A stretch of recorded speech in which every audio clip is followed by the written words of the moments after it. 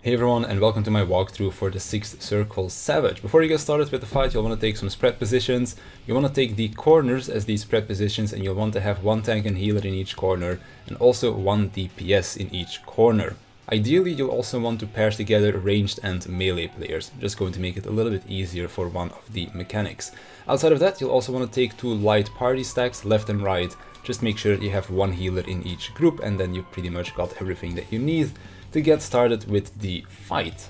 Just like most bosses, she's going to be starting with a raid wide AoE, so you can pre-shield this one before you start pulling. This one is called Hemitheos Dark 4, and this one will come back quite a few times and hurts quite hard, so do make sure that you're healed up and have some mitigation for this one ready when it does happen.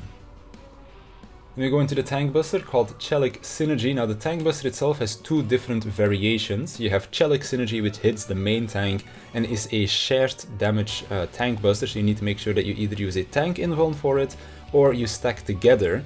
The other version of the tank buster is just called Synergy, and this one will hit the first and second in aggro, put a bleed on both of the tanks. It's also a tiny AoE around them, so you need to make sure that you're spread away from each other as well as from the group, and you also need to tank swap that one.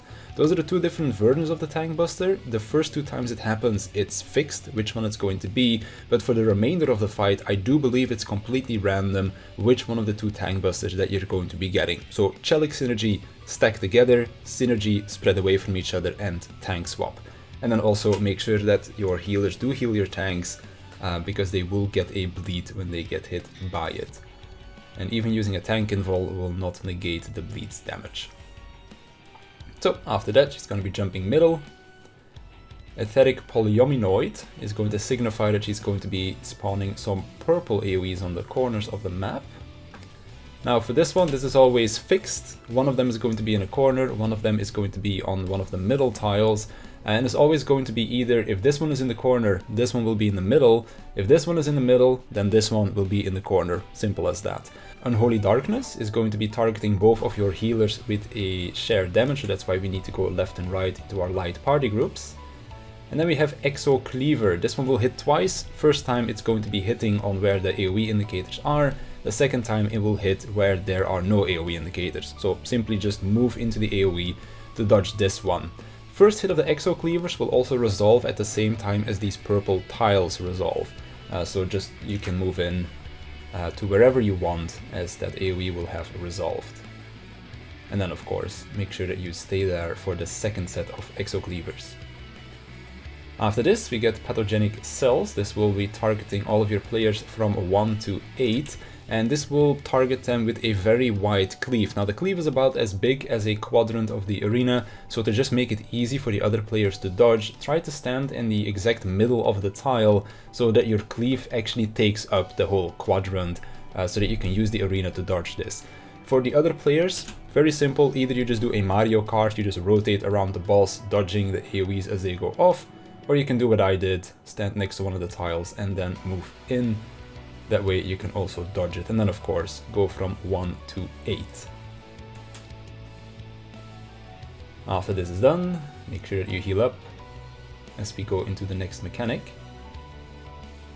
She'll jump middle and do Ethereal Exchange. Now every time when she casts this, she's just going to be buffing herself. Outside of that, I don't really think it has any significance. And then we have Exchange of Agonies. This is going to be role-based. Either all of your DPS players need to be in the middle of the arena and your tanks and healers need to be in the corners, or the other way around. There are 3 different debuffs you can get. I got a stack marker right here, which signifies that I need to be in the middle to stack with everybody else in the middle.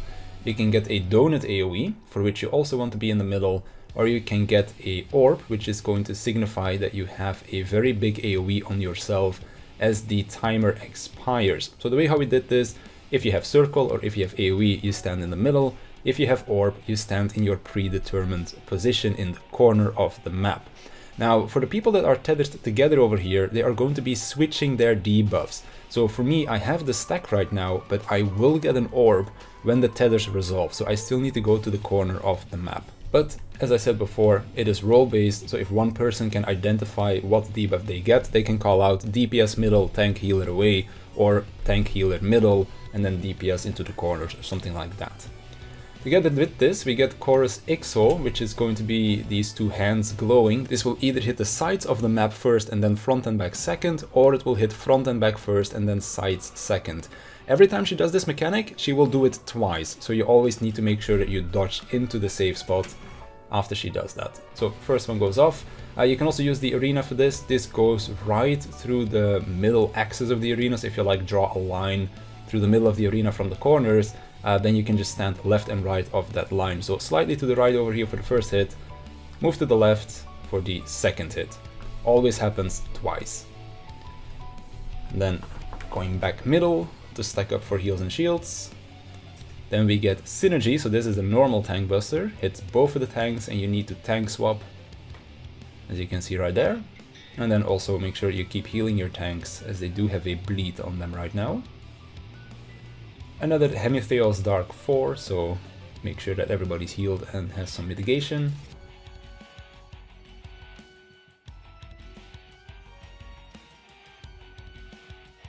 And then we go into transmission. Now all of your players will be tethered to either the head of the snake or to the wing.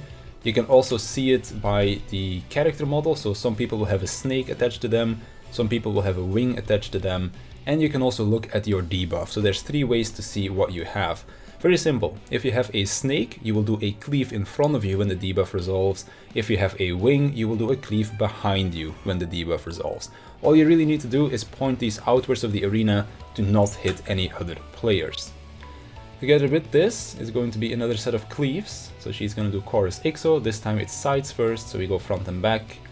Point our cleaves outwards, and then we go sides to dodge the second hit. And that resolves this mechanic.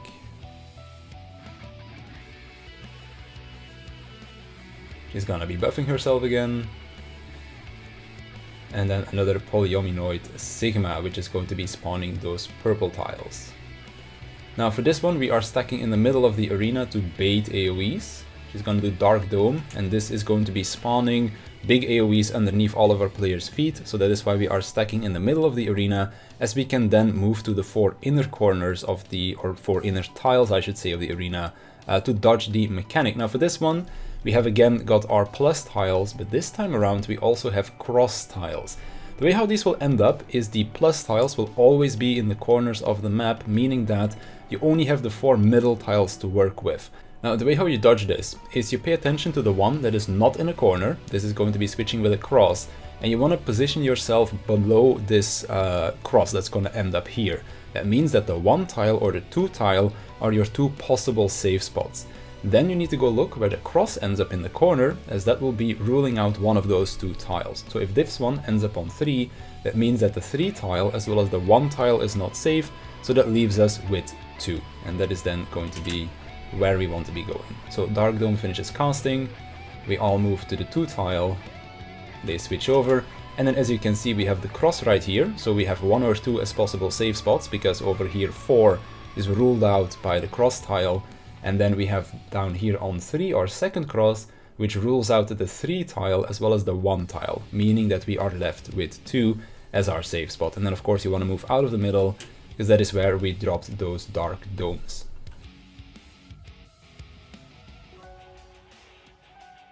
She's gonna be buffing herself again. Then another exchange of Agonies. Now for this one, things are a little bit different, so we are going to be splitting into 2 groups again. But this time around, we want to have all of our tanks and healers on one side of the boss, and all of our DPS players on the other side of the boss, because this is role-based. One of your tanks and healers will get a stack, one of them will get an orb, so signifying that they have the big AoE, and for the DPS players exactly the same. So that is why we spread left and right. So, go into your positions. Dodge the first Exocleaver as that one goes out, dodge into the AoE to dodge the second hit, and then of course players with the orb go to the edge of the arena. Another tank buster, so this one is the normal synergy, so spread away from each other and tank swap. And then make sure that you keep healing your tanks as they are taking a bleed. Another Hemitheos Dark 4. So make sure that people are healed up and have some mitigation.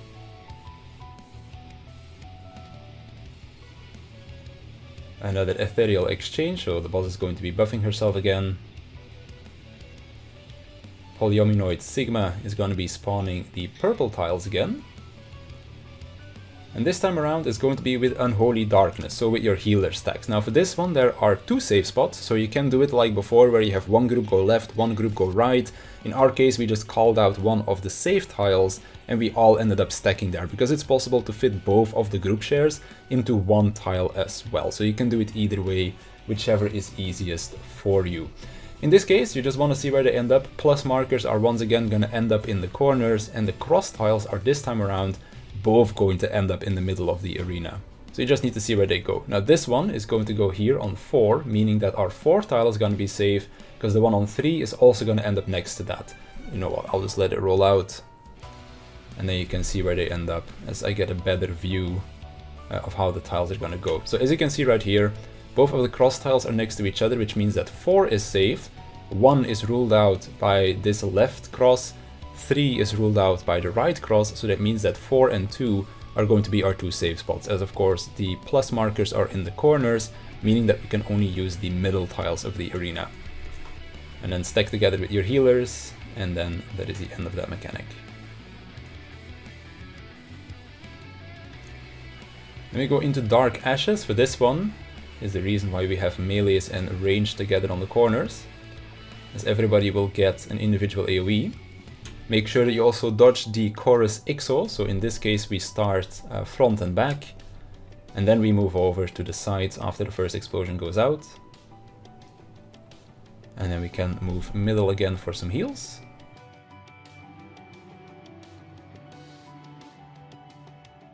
And then we have Cachexia. This one is going to be applying 2 debuffs to all of your players.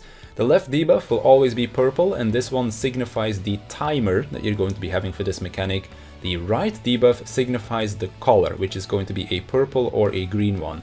So pay attention to this color debuff very well, because the left one is purple, so it might confuse you that you think you have the purple debuff as well by just looking at that one. So make sure you look at both of your debuffs. If you're green, you're going to be starting on the right side. If you are purple, you're going to be starting on the left side. You can kind of look at the markers as well. Green is kind of similar to yellow, so you start on the yellow marker side. Purple is the same as a purple marker, of course, so you start on the left side.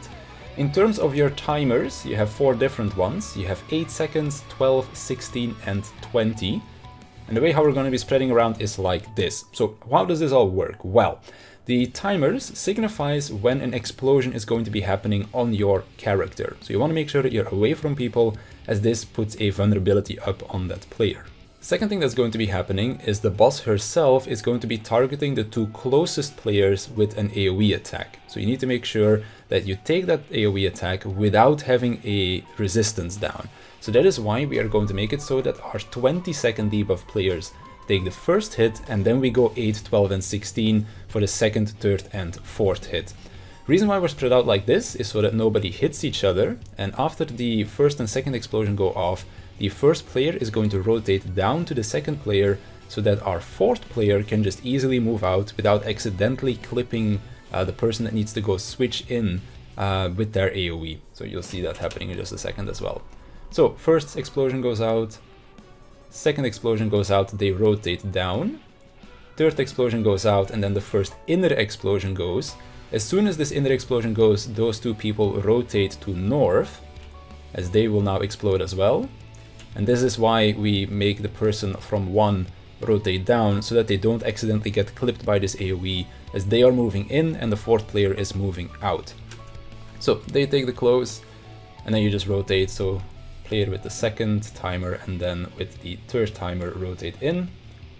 After all these AoEs have happened, you will also get the opposite color. So when you get hit by this close attack from the boss itself, you will get the opposite color as well, which signifies that you need to switch for this final hit, which is Patera Ixou, which will hit the left side with a green attack and the right side with a purple attack. And you need to have the opposite color to survive this attack. So that is why if you have green start right, purple start left, after all of the explosions and close base have gone on, you switch sides of the arena and then put up some light mitigation, because the AoE doesn't hurt that much, but you might as well.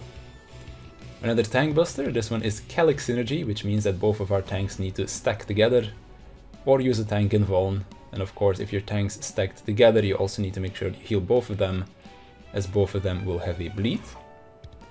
Another raid by the AoE, so heal up, mitigate. And then we go into the next mechanic. So, Aetheric Polyominoid, again going to be spawning the purple tiles. This time around they're not going to be switching. We have Dark Sphere, this will be targeting all of your players with a big AoE. And then we have Dark Dome, which is again going to be spawning those AoEs underneath all your players' feet.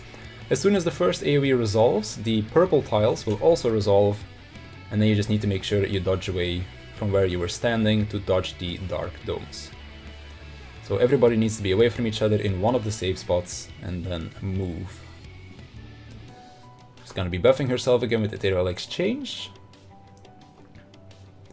Another exchange of Agonies. This is similar as before, where you want to have your circle or your donuts in the middle, you want to have the big orbs away, you want to have your stack in the middle, and then also dodge the Choros Ixou. 2 hits, so make sure you dodge into the safe spot after the first hit. Gonna be buffing herself again. Gonna be spawning the purple tiles again. For this one, you'll want to find one of the possible safe spots, and then you also need to dodge Choros Ixou. So find one of the safe spots. After this one goes off, move into the second safe spot for Choros Ixou. Because of course after the first hit, the purple tiles will have resolved. So you can move wherever you want on the map for that one. Chelic Synergy, again this is the stacked tank buster, so both of our tanks are stacked together. Just pay attention to which of the 2 versions of the tank buster it is going to be. Another raid-wide AoE, so heal up, shield up, so that people can survive this one.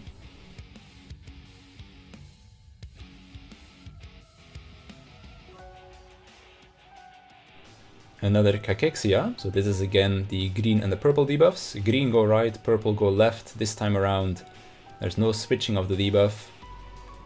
Transmission is once again going to be targeting you with the wing or the snake. Again, wing is behind you, snake is in front of you. Aetherial Exchange again. And then we have Polyominoid Sigma spawning the purple tiles. This will create 4 safe spots in total. And we'll need these 4 save spots for our group shares and our big AoEs. So 2 people will get a big AoE, 2 people will get a group share, and each side of the arena is going to have 2 save spots. So you need to find those 2 save spots and then go stand there to resolve all of these AoEs going off. And of course, make sure that people are on the correct side, green right, purple left, and also that you are looking inwards or outwards of the arena, depending on which of the debuffs you have. Snakes look outwards, wings look inwards, and try not to cleave each other with all of these AoEs. Unlike we did over here.